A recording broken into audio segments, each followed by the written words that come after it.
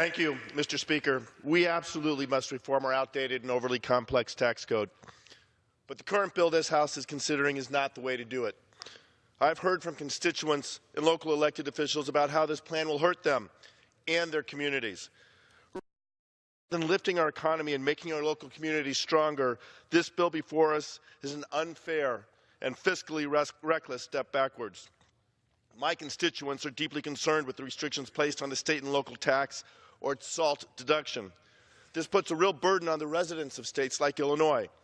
1 in 3 Illinois taxpayers uses the SALT deduction. Let's be clear. The SALT deduction is not a tax break for the very wealthy.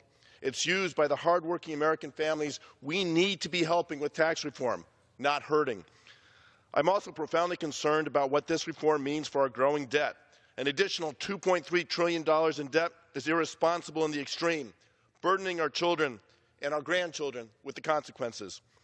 And now, with the most recent Senate version, the GOP is taking aim at the Affordable Care Act, repealing the individual mandate without a workable replacement to further reduce enrollment in the individual health insurance markets, making coverage more expensive for millions of Americans and their families.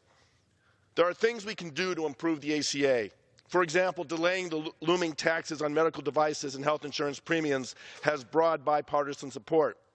We should be focused on solutions like these that improve, not dismantle the ACA. But despite our willingness to work across the aisle, there was virtually no bipartisan engagement on the plan this House is rushing to vote on. But it's not too late to change course. I urge my colleagues to take the time for full deliberation in a complete and bipartisan process. Together, we can produce real tax reform that is fiscally responsible, prioritizes the middle class, and grows our economy for the next generation. And I yield back. The gentleman yields. The chair recognizes the gentleman from Texas.